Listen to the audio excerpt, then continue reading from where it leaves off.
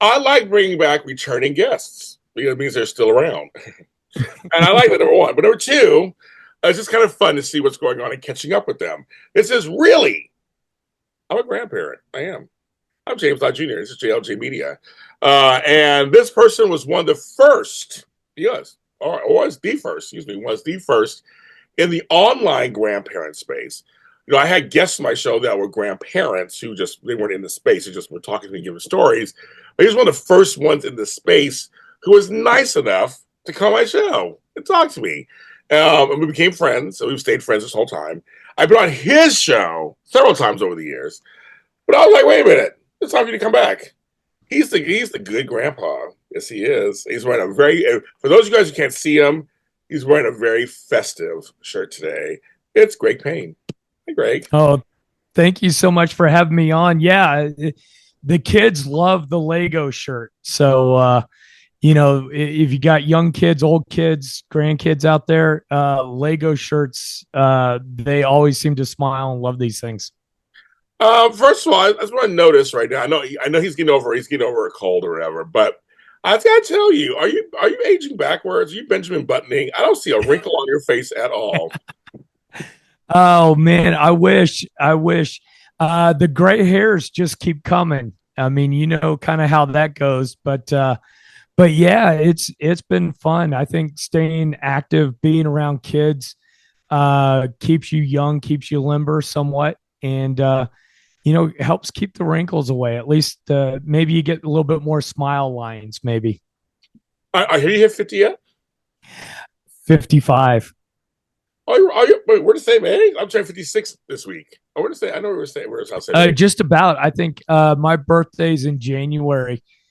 So I just turned 55. Okay, I'm a year old. I'm a year and a half. I turned 56 in May. I mean, in a week or so in May. So that's fine. So I know we're on the same age. Okay, I love it. Well, you look grand, like just as I see you, like no wrinkles, like good genes too, I guess. Very good. And I bring that up because on this show we talk about all kinds of grandparent stuff, but we talk about a lot of the younger grandparent stuff. And on this show, that's what makes me a little different than the others. And I'm saying, but also as we are aging, so we are looking different and looking better these days than our own grandparents. We're not aging the same way. So for those of you guys who are listening to the podcast, come on over to the video and stare at him. You'll see what I'm talking about. He is. Yeah, come on over. You know, a lot of people say it's like Robert Redford, Paul Newman, similar to that. So people that are just listening, that's what you can picture. Everybody else, you just keep that. You just keep that quiet. Yeah, he would say that. Well, we all know why I'm young looking, of course. We won't talk about that. That's another story. But I am celebrating a birthday this week. This episode will be coming out after my birthday, so I'll be a year older when it comes out. Because I am releasing it because my birthday falls on the day the show comes out on Saturdays. So it's actually my actual birthday, May 10th. So there's an episode of that's a whole episode I'm putting out for that birthday. So this is going to come out afterwards. Awesome. Well, happy birthday coming up. Thank you. And be sure when you go to Macy's, tell them that I have that birthday present for you. They know it's behind the counter. Okay. They've got it ready for you. Okay. So I'm like, oh my God, finally the new bed I've been waiting for and the matching sheets. Yeah. Right. I love that. Yes. Well, so here's the deal. I want to catch up with the good grandpa because I am now about 5 years into this. I kind of get into the online world about 2020. And because of him and all my own stuff, I'm now connected to and we've had him on this show, of course. I had the ripped grandpa and great grandpa and this grandpa and that grandpa on the show. And great grandfather's on the show too. And I'm about to be in a book by the good grandpa that's coming out. I'm on the cover too, you guys. It's crazy. Yeah. And also, I also wrote my second blog post for caringgrandparents.com about being young. It's about dating this time, Greg. It's about dating as a grandfather. I talk about that and how sad that was. No, and that's coming out soon. But caringgrandparents.com. So I'm moving along in this space. How long have you been in this space, Greg? I've been playing around in here since about 2020. Um, I think my grandson turned about two. My first grandson turned about 2 years old, and I'd been playing with this idea of doing something for grandfathers because I thought there's a lot of things about grandparenting which really tends to be more grandmas. Yep. And I think that's a normal kind of thing to do. But if you have something that's called like Father Magazine or Grandfather, you kind of zero in a little bit more on the issues and some of the challenges and opportunities that we have as men being a grandparent. Yeah, no, I agree. And that's so for me, I don't think I've ever told this story. I realized today, and I was thinking about it, I go, I don't ever told the story. Um, so it was around 2017, I think it was. Um, when I started getting really heavily into this part of the business, I was like, "Oh, I want to do something." But, I'm a grandfather, and everybody kind of knows this, I'm a grandfather, and at this point, I've been a grandfather almost half my adult life. At this point, I remember for so long. I was like, and it's part of my identity.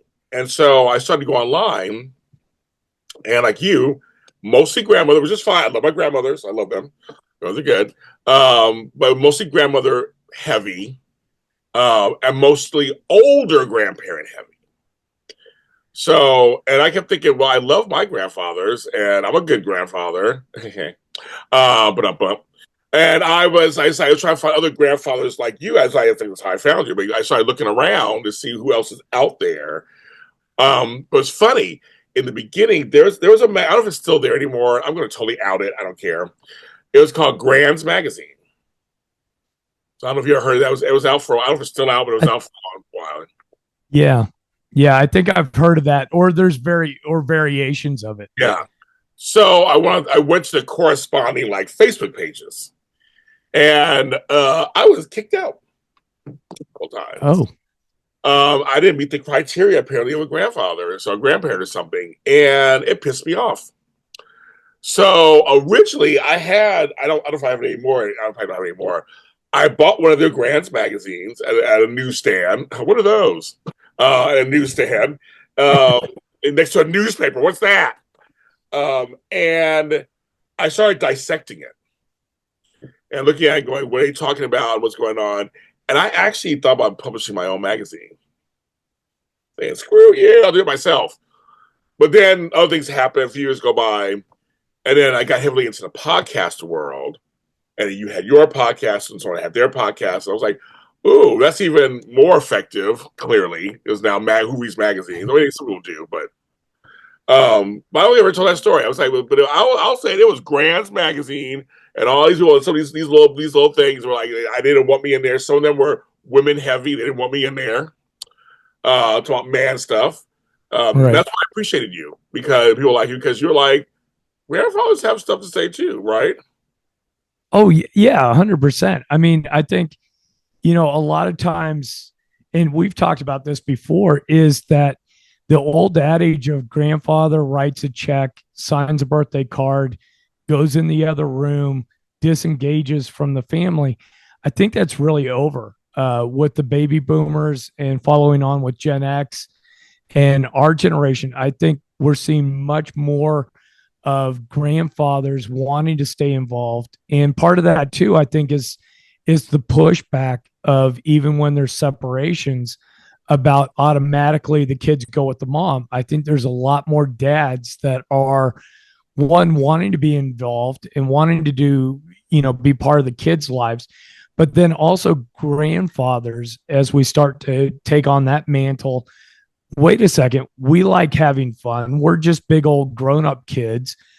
We've got wisdom. We've got things we like to do. It's not the same as grandma's, but it's not less than. It's not more than. It's just this is grandpa. This is how we show up as men in these kids' lives. And I think we've all done that part of looking around, finding where's that voice. And between you, me, and a bunch of other people, we're like, wait a second, there's no magazine, there's no blog, there's no thing that speaks to us. So heck with it. Let's just create our own thing. Yes. I love it too. I love it. We have a whole little network. And the thing is, what comes down to, men communicate differently than women. Men relate to other men and boys differently. Men relate to girls and women differently. Like it's a different um it looks different. Yes. And you see they always have the openly loving grandmother, openly loving mother. Like you see, those are very much the maternal. But we're paternal. We do have it. And it just looks slightly different. We don't just sit on the couch with a hand in our pants and fall asleep. I mean, that's just like like I said, that's another old adage, right? It's like we Right. actually we do care about our grandsons' baseball games. We do want to make sure our granddaughters are okay. Like, they're dating the right boys. Like, we want to make sure we do care. It just looks, I don't know if you agree, it just looks different. It does. And those moments where I've interviewed adult grandchildren about their interactions with their grandfathers, a lot of times the most powerful interactions is when grandpa takes a granddaughter to the pond behind the farm and they just sit on the bank and they don't talk much. They just sit there and they fish, right? And grandfather might be taking a grandson and sitting out back of the barn and whittling on a piece of wood or doing something similar. And it's very different from baking cookies with grandma or helping grandma with Sunday dinner or Yeah, whatever that is. It's it's a different way that we communicate and that we share energy and we share space with children and grandchildren. I completely agree with that. And I know that for me over the years, with the first, I now have a second set. I had a first set. They're all grown now. And I got a second set that's just starting. The first set also lives closer. I was in a closer proximity, either in the same city or an hour away. Now I'm in Southern California, which is totally 8 hours away, hour on a plane, the whole thing. But when I was there closer, I gave a different energy than the grandmothers when they came through the door. You could totally see it. And not better or worse energy, just it was different. I come in, it's Papa Jamie. Oh my God, they can climb on me, they can jump on me, that kind of thing. You don't jump on grandma, you hug grandma, Right. right? It's kind of like, there's no right or wrong. It's like just I would come in and I'm like, get out, Papa Jamie. He has a bad back. He's old. I'm like, stop it, leave me alone. They can climb on me if they want to. It's fine. I don't care. It's like, they're a bad back. Regular story. But I didn't care. Like it's a different kind of energy through the door than when the grandma walks in, but it's still exciting to the kids. They're still happy to see you. And again, that's not talked about. I mean, between us, now we're talking about it. When I first started, it wasn't talked about enough. I don't Oh, know. for sure. And I think too is the kids need that difference in a lot of ways, right? I think as little kids, when they're climbing around, goofing around on the monkey bars, whatever it is, they fall on skin and knee. Most of the time, grandpa's going to look, okay, you're not going to die. Uh, Stop crying, shake it off, go back and have fun. I think normally grandmothers might be a little bit more of that nurturing. Let me clean it off. Let's get a band aid on it. Let's do these things, which is all great and proper. But the kids will get different. They get two different things out of it, right? One is, hey, you can do hard things, you can take risks, you can get boo boos and get up and get going again. The other one is, let me take care of you. Let's make sure that you're not hurt. Let's do this kind of thing. And again, they're not better or worse. They're just different. And grandpas tend to be a little bit more rough and tumble and a little bit more of a get up, rub some dirt on it, go back and play. Especially if you're a Gen Xer. Oh, for sure. We had to walk off everything. I have so many scars on my knees that life.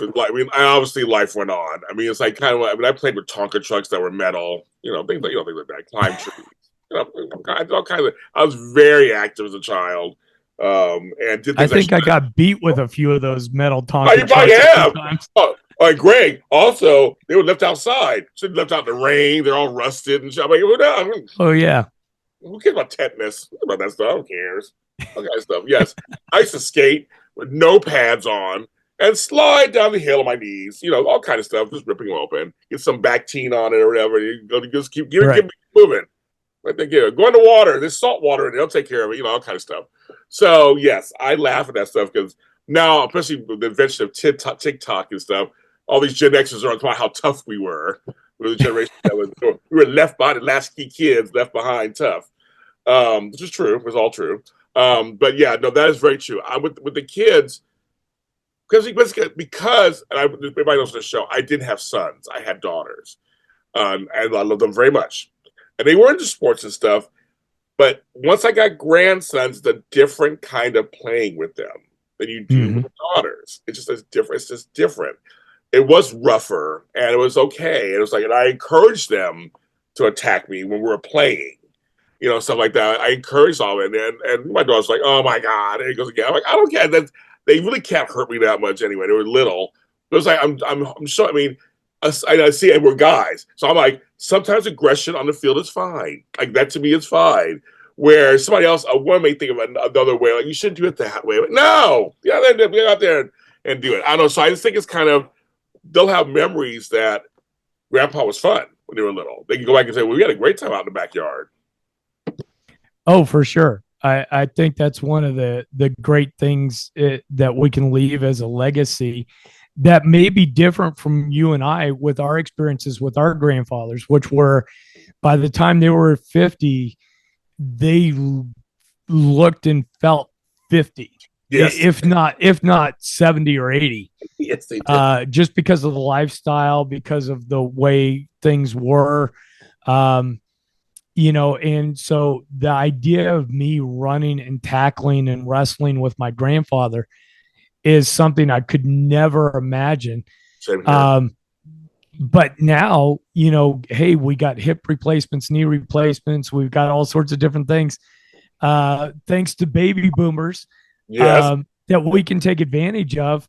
And heck, why not use it? Why not give the kids 5, 6, 7, 10 years of, hey, remember when we used to wrestle and play WWF with Grandpa and come flying off the couch with an elbow? That's awesome. Yes, I love that. My grandfathers were all a little older by the time I really came around. So, but my grandmothers were pretty. So, like I told before, I had a grandmother who was young, and so she was youthful. She drove a Carmen Gia, which is on. It's a whole other story. That's going to go out public to everybody out there. Carmen Gia, but also she swam. She swam every day, ran track. I mean, she was very active, and so later, we're looking back. I thought my grandmother was hotsy totsy. She was like in her 40s, 50s working it out. I'm like, I see why she had little boyfriends on the side or whatever. She was single. My grandfather was gone by then, but he left. But it was like she was one of the few though back in the 70s and 80s of the grandparents that were like that. My other grandmother was very much like wore her wig, had her clothes, very in the kitchen all the time, that whole thing. So it's like, oh, okay, I get it now. So now it comes to me. I became a grandfather in my 30s, in late 30s, and then into my 40s. I'm like, I'm still out there. I'm still dating. I'm still working. I'm still partying. I'm still raising another child. I'm still like doing that. So it's kind of I'm not alone in that. So the grandparent and the grandmother and grandfather, like I said, it's a different face these days than what we used to. Yeah. And let me ask you with that too is, did you find it hard to shift gears in your 30s, 40s with that grandfather, parent, entrepreneur, and then like dating scene and networking scene, like being able to move through all those different roles that you had? That's a really good question. I've never been asked that before. You should be an interviewer. That's a really good question. Wow. So my immediate reaction is everything's hard because you have to divide time. But it was like having bonus kids. It was really interesting because I felt a very strong responsibility to want to be there for the grandchildren. They came. I also had godchildren, so I had godsons. So they were in between my kids' age and my grandkids' age. So I had those stages. So I'm still raising a daughter. Then I had like a godson who was like maybe 5 years younger. And then I have grandkids who are 5 years after that. So it's like I had lots of kids in my life all the time, which I love. I love that. But it was which I won't give it away in caringgrandparents.com. You'll see my dating exploit. I talk about how hard that was actually, and some of the failures of that. So to answer your question on here briefly, yes, it was hard dating. Two,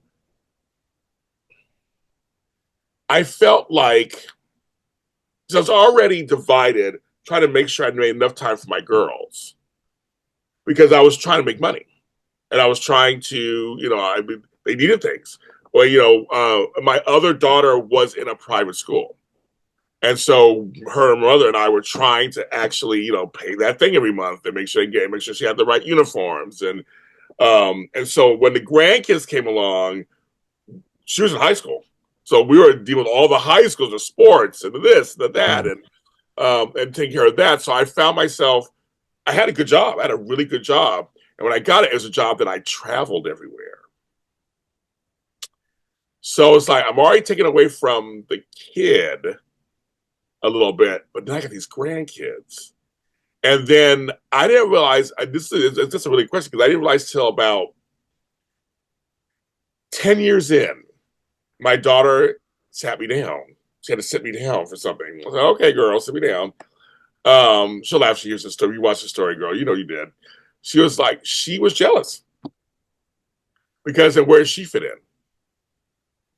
So I come, of course, I love her. I want to see her too. But like, here's my babies. They want my attention, as you know, as any kid, whether it's your kid, grandkid, whatever. They want your attention first. They don't understand boundaries of like, I'm with mommy now. They don't understand that. And I'm also happy to see them. I'm trying to give them an experience. So while she's like, what about us? So we had to implement our time together away from the kids.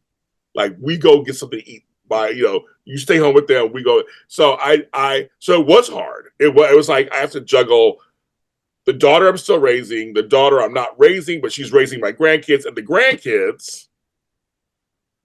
Meanwhile, friendships, dating ships. It was kind of crazy, and it was funny when I first became when I was a father. I was one of the few in my group that had kids, so I was the novelty. So like my daughters know all everybody. They were easy to travel. They were so easy. So they were like everybody knew they were like the mascots of my groups. So they were fun. But by the time I had grandkids, then my friends started having kids in their 30s, and some in their 40s. I think a couple in their 50s start having kids. So I'm transitioning out of parenthood, going to some new world of like, I'm just a grandparent. I was like, I can do something. I can do it. And they're transitioning into parenthood. So I feel like I was ahead of them. So I was like, I already did that already. I'm over here. So it's really weird. That's a great question. It was tough. That is, I can relate just a little bit in terms of when I met my wife. She had two sons from a previous marriage that I've adopted. But the oldest one had turned 5 right before we got married, and the youngest one was 2. And so I was 25, and all of a sudden I woke up and I was family of 4. One day I'm single, or the next day I've got a family of 4. Right. In my mid-20s, and most of our network were people that were 10 to 15 years older because of where the kids landed. And one of the great things that I loved about it, and this may be something even with the young grandfathers, is that as a young father who was a baseball coach, I was still fit enough to get down and catch with the kids. I could rough and tumble with them, where other dads that would be showing up that were 45, whatever, their backs were gone, their knees were gone, and they were actually really appreciative that I could be out there mixing it up with 8-year-olds and 9-year-olds. But it did kind of feel a little weird sometimes that my wife and I would be the youngest couple out, and that we would have to adjust some of our activities based upon the age of those kids. So Yeah, Yeah, it's a little goofy sometimes. exactly. And that's the thing for me. It was like people would think that they were my kids too, because I still look young. Right. Where like my father was still having children. So let's add that to the equation. I have siblings who are younger than my children. So I have siblings that are the same age as my grandchildren. So he looks old having kids because they're thinking he's the grandfather. So it was mixed up. It was like they're thinking he's the grandfather to his kids. I'm the father to my grandkids. Now imagine that. That's what we were going through. That's Like wild. Now, did it, when people would make those assumptions and be like, oh, you must be the dad versus the grandfather, did that really sometimes make you mad or upset? Because sometimes it didn't for me initially when we were dating and we would do family dates so that the kids would be okay with me taking mom away. So while we were dating, people would be like, oh, look at this lovely family. And we weren't a family yet. And I was okay with that. I was like, hey, they're out, they're wishing us a great Saturday. But I didn't know if having that assumption made would upset or give you pause to think about where all these different relationships and ages kind of worked out. so that's another great question. Why you should do this for a living? That's a great question. No, it is. It is. Okay, so here's because my family's a little different, and I know there are families out there can relate. So I grew up with my parents and grandparents still having kids. So Okay. I have uncles younger than me. I call him Uncle Ronald just because it's funny, but he's literally a year older than I am. And his wife's like, "Don't you call me Aunt Gina?" Because she's younger than we are. So she's like in her 40s. Like, okay, I want to call you Aunt Gina. Can I just call you? No, you're older than I am. So, but no. So I grew up with a couple of aunts and uncles who were just like we were kids together. And then because I come from a big family, so then my oldest cousins started having kids when I was like a preteen. My oldest sister, I became an uncle at 10 years old. So I was already starting to. It was a part of my life. Just that I just does everybody have this in their life? I was Uncle James at 10. I thought it was very cool. Like I'm my uncle. I appreciate me holding a baby. I thought it was very cool. And so then when it came to my turn, and I had my first kids. Well, I only had two kids, but the kids. It was like, oh, okay, so my father just had my younger sister Allison, so she's like 3 years older than my children, but that's their aunt. And then when my daughter's having them, she had the first, my grandson Zeta was like, her sister Monica is only 10 years older than her nephew. So we make jokes like, "You're my sister daughter, my sister niece, my uncle daddy, brother." No, we say it all the time, brother nephew. We say it all the time. So I was like, so it's kind of because the relationships, because of the age they grew up together, it's not a typical aunt nephew relationship. It's more like a brother sister or cousin relationship. So and because I grew up that way, I call several of my older cousins auntie. It's a cultural thing. You do that. So, but they're not my aunt biologically. They're like my second or third. They're my grandfather's cousin or whatever, my mother's cousin. But they're older.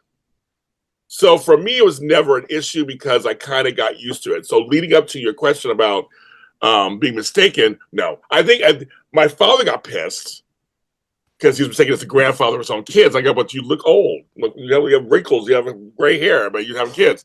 So I felt like that's a natural assumption.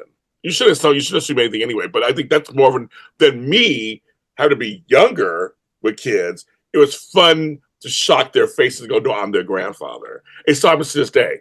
And I have a sister who's a grandmother too. We both look young for our age. And they're both like, you guys are grandparents? And I'm, yes, we are. And, and so she started a little later. Her oldest grandchild will be 13. But she's 50 in her 50s. They're like, you're a grandparent? I go, yes, we're grandparents. But that's kind of, so for me, it was more of a fun thing to unveil when people would ask, so your sons are great. I said, I don't have any sons. Well, I said, that's my grandson. I go, oh, okay. They would engage that way. And so for me, I'm used to it. I just have this family that we all overlap. It's just kind of, uncles, cousins, sister, daddy, brother, daddy, uncle, mother, auntie. Yes, they're everywhere. So, yeah. So I think that's a good question. No, I never had any problem. I just thought my father had a problem with it because it was the opposite. You're too old to be having kids, which he was. But it was like, no, I'm young, and yes, these are my grandchildren. But I will say this, and this is a great mini topic, just kind of that I'm doing more on my show. There is also a backlash being a grandparent and a stigma that's still happening. Kind of like, well, what was wrong with you? How could you? Oh, you said you're too young. Sure, okay. I mean, I get it. Not the kids' fault; they're here, so you can't publicly punish that. But I have to go through this whole thing of promoting my family and telling my story in a positive way. And the other line is promoting young pregnancy. That's the line that I'm dealing with these days. Everybody's sensitive these days. So that's the line I'm dealing with. And I'm usually very clear. I'm not advocating for anybody to have kids when they're young. Just say that, but when they're here, you can't make them feel guilty. You can't. It's too late. If they're here, and you can make them feel guilty. Oh yeah, no, I 100% agree with that. And we had this situation where my sister, who's very awesome, very accomplished, but she had her first daughter when she was 17 and still managed to graduate high school with honors and all sorts of things. Great. I mean, but it was a challenge and it was a head scratcher and it was a how are we going to work through this? And my niece Kaylee is friggin' awesome. I couldn't imagine my world without my niece Kaylee. Uh, and I'm not just saying that because she has a condo in Miami. I'm saying that because I actually love her dearly. And in But it that is, condo, Miami. I love right? Miami. All. Hi, Nisi. We love the condo. We love you. The condo. We love the condo. You. We love you. Yes. Yeah, but it is one of those things where it's like, hey, you walk a line between being that supportive parent, uncle, brother, mom, dad, whatever, and then also understanding that this is going to come with a certain number of challenges that you would not have faced had decisions been made otherwise. But I think what we've got to do when these things come up is just roll up our shirt sleeves, dive into it, and make the best of a situation that maybe isn't the most positive starting out. But it doesn't mean it can't turn out to be positive, right? Right. Well, you saw my article I wrote. You told me you liked it. You told me you liked it. Oh yeah, yeah, 100%. I talked about it. I said I wasn't happy at first. I mean, of course I wasn't happy. I was not happy at all. And she got to hear a mouthful from Papa Jamie how happy he was not. But in the end, I ended up naming him and the whole thing. Ended up as the whole thing. So it ended up being fine. But I know when you were just saying, it also reminded me of the this things happen. And I think it helped my other daughter not have kids early. She saw how hard it was. It can also be a great thing. Sometimes you see, she saw how because my daughter still graduated high school, went to college, has a great job. So there are people you can still. I mean, it's tough, and she had a village around her. That's also a big thing about the village. So we helped. Everybody helped, but she did accomplish great stuff. And my grandson also accomplished great stuff. He's a grown. He just had his birthday. He's a grown up too. So I'm like, but it is rough at first, and sometimes it's ugly, and sometimes it's not pretty. The whole thing. However, I don't want to live there. And for me, and for my other daughter, she waited to her 30s to have her kids. She said it was a direct result. She was dating and stuff, but she didn't have. She was like, no, I'm gonna make sure I want to be married first. So on some level, it was a cautionary tale that kind of worked for the other one. So Mm-hmm. I can't be too upset about that on some level. Even though now I feel old. Now I feel like an old grandfather for real. Like more grandchildren. Oh my god, I'm tired. Um, and they're cute little boys. But you see what I'm saying? It's like I know there's a whole world of like, you must be a hillbilly or you must be in the ghetto. I was like, no, that's not it at all. Things happen. And again, I had my kids after high school, folks. Yes, I was 19, but I was after high school. So you can become a grandparent. Like, well, you can become a grandparent in your late 30s, late 40s, and your child is actually 18 or 19 years old, having a child after high school. Not saying that's not too young either, but I'm saying that you can be also legally grown and still be a young grandparent too. That's what I'm checking out there. Well, and I love that in this discussion because what jumps to mind is the choice that we have when our children present us with different challenges and opportunities when it comes to grandchildren, and the choice that men have to be engaged as a grandpa, to embrace the role, to look to ourselves to mature, to become the sages and pass on family wisdom as well as life wisdom if you want to. I mean, there's plenty of guys out there that check out, that sure, that fit all the stereotypes, drunk all through the weekend, don't want anything to do with anything. I'm sorry for those families. And I am, because that person chose not to share their valuable talents and wisdom with that family unit and with the grandchildren. Yeah, I agree. And again, like I said, I'm glad you said, because I will say this too. Yes, there are some grandmothers who aren't the greatest. There are some grandpas who aren't the greatest. I just in the 4 years, 5 years I've been doing this, I've met somebody that are great on both sides. Who some are raising their grandchildren.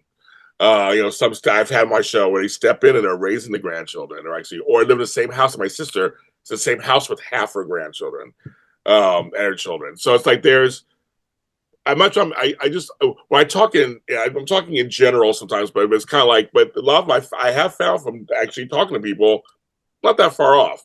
But yes, there are bad grandparents out there. I do know that there are some that are not the good grandpa, they're not the great grandpa. No, there's some bad ones out there. But I noticed that a lot of us, and maybe you can second this or not, we actually like that role. After you get used to it, after you kind of get used to okay, I'm a grandparent. Okay, got it. It's fun. It can be fun. Oh, 100%. Because the thing is, you got to wrap your mind around it first. I think when you first hear the news, and one of the things I ask guests on the show is, tell me when you first learned you were becoming a grandfather. Yes. And some of those are, oh crap moments. And some of those are, I thought this would never happen. Right. And some of those were like, I'm way too young for this, or I'm way too old for this.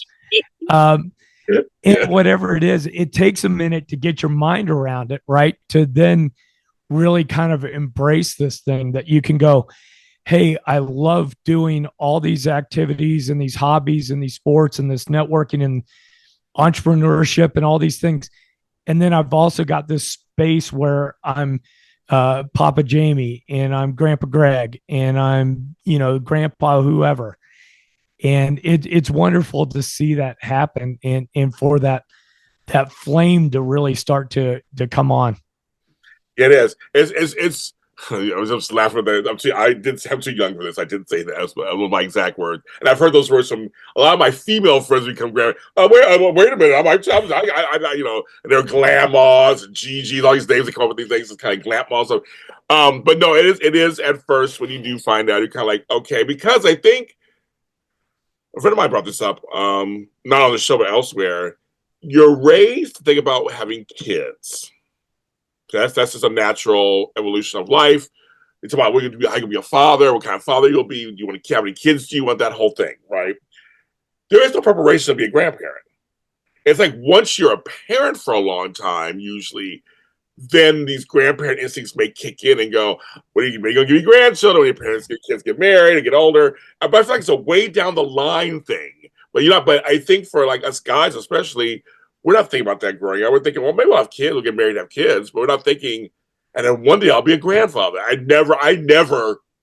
How about you, Greg? I never thought about that. I never thought about that. Oh, yeah, never thought about it until it happened. And then I tell you what, when it happened, I started thinking about, bottle rockets, rotten apples, and firecrackers.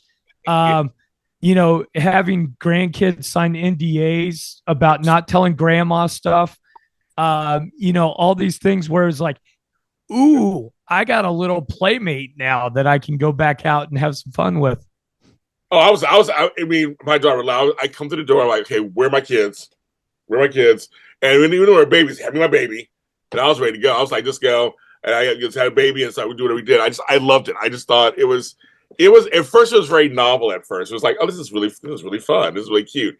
Then you start to kind of get into the role, and as long as the parents help define that role too. The parents, it's part of that too. They have to define this is grandpa or grandfather or whoever he is. This is grandmother, nana, whoever she is.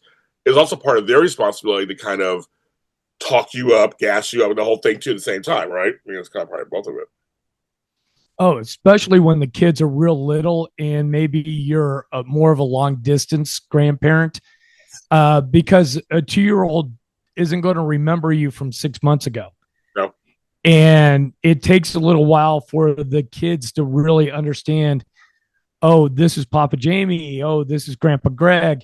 I can't wait to see them. It might have been a year or a year and a half between visits. And so, yeah, having parents that really help out with like video chats and Yes. phone calls and things like that is huge. And we have to make sure, I think, as grandfathers, that we're maintaining those relationships with daughter-in-laws and son-in-laws. Yes. And it's not so that they can hold the kids hostage to us, but we do have those grandkids do have gatekeepers, Yes. and they're there for a reason. I mean, parents are there literally as gatekeepers for the world. So we need to maintain those great relationships with them and make sure we're supporting our parents, our adult kids, so that we can maximize that relationship with the grandkids. Great point. That's a great point. No, I agree with that too. And then that's the thing, and it's a adult team member because I'm going through it right now with my younger set.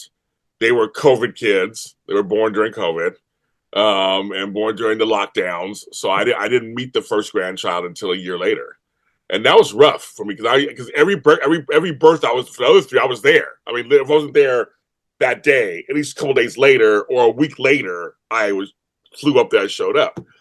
This one was like we had lockdown. I couldn't even be at the wedding. I wasn't at the wedding. I wasn't at the.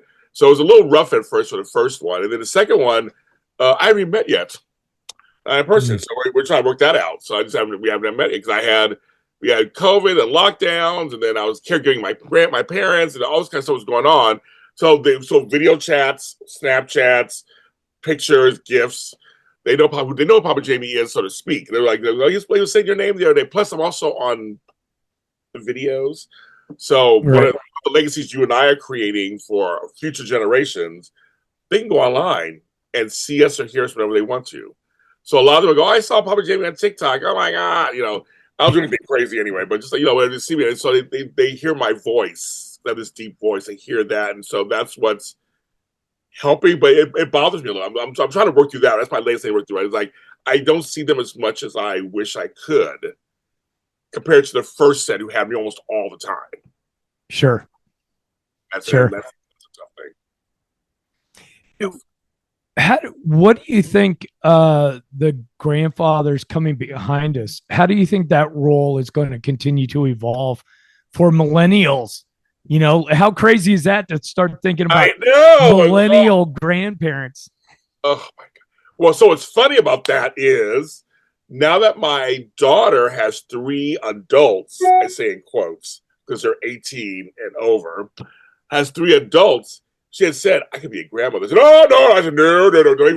We're not even, I'm not ready for my daughter to be a grandmother. That means I'd be a great grandfather before I'm 60. What are you talking about?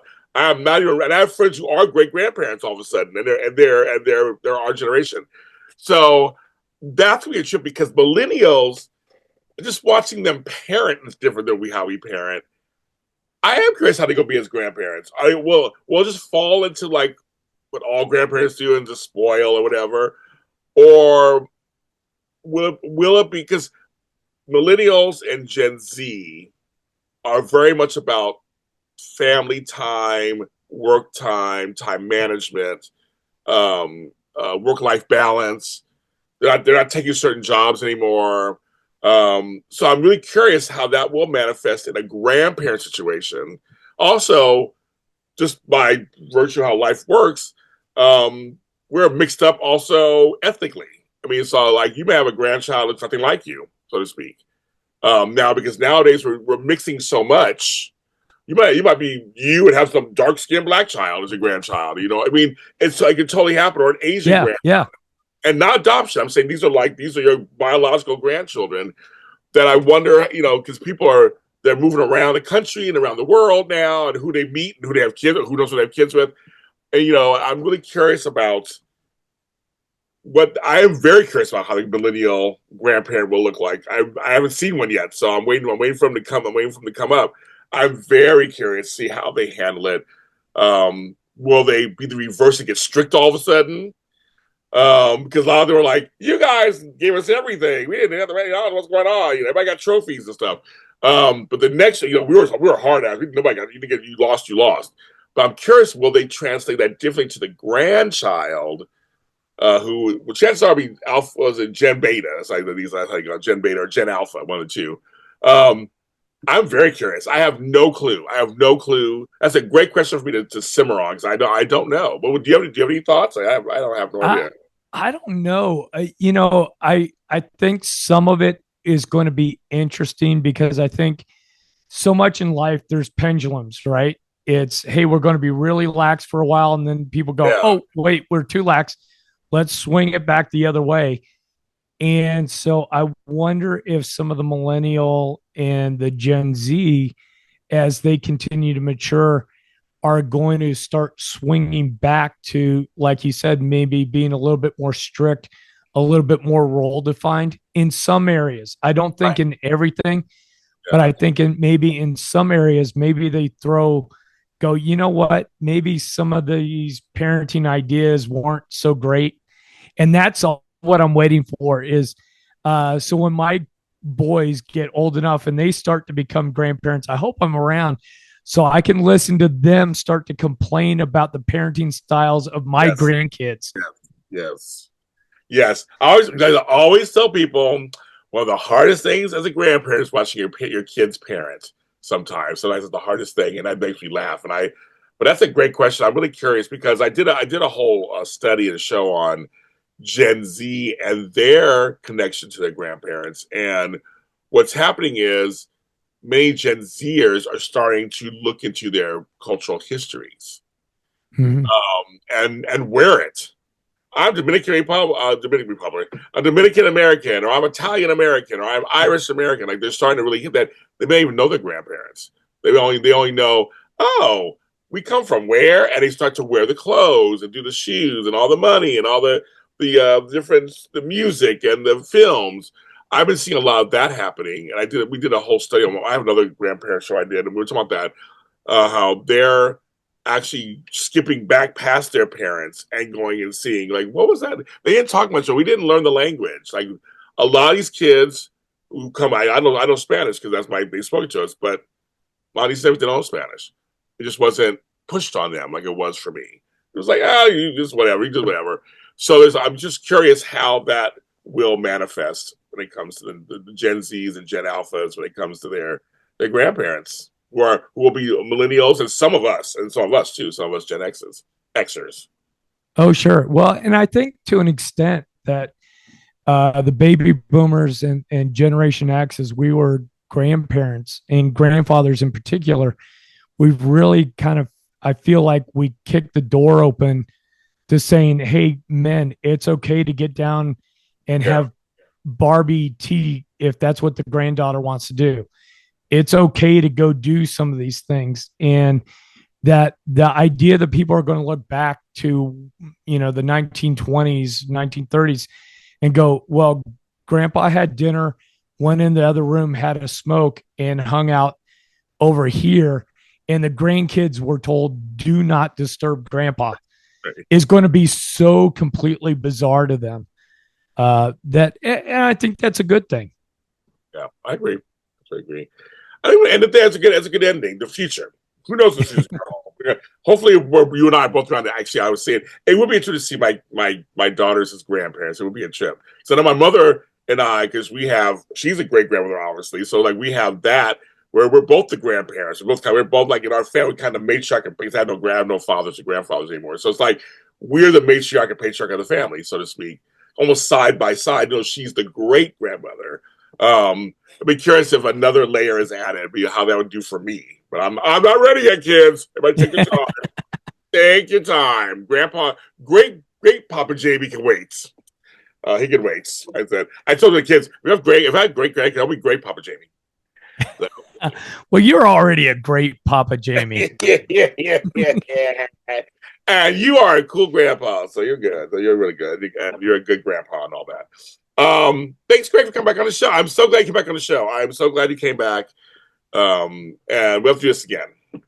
Oh, absolutely. This has been a blast. I've enjoyed catching up with you, and thank you so much for having me on your show. Tell folks where they can find a good grandpa. You can go to cool-grandpa.us, and on that website, you'll see all the podcast episodes listed out, guest blogs. I've also got a small little store there that's got some cool grandpa merch. And pretty much that's the biggest place people can go and find out all the cool grandpa stuff. Now I'll put that in the description, of course, for the cool grandpa. You're also on Facebook too as Cool Grandpa too. I am on Facebook as well. Yeah, I mean I know you are but is it all one? I can't remember. Is it all just one? Well, I do the postings for both my personal side, but then also I have a Cool Grandpa Facebook page and group. Yeah, I follow you everywhere. I follow all your stuff, so I can't remember what's. I was like, it's. I know I see everything. I follow them everywhere. Just follow them everywhere. But I just couldn't remember if you were Greg Payne - Cool Grandpa, or it was two separate pages. Your two separate pages. Got it. Yeah, it's two separate pages, but look me up and we'll get you set up. And besides that, I want as many friends as I can get. So, I'm good. Find me anywhere. And any grandfathers, I'm going to say, so I'm just going to say it straight. I'm looking for grandfathers.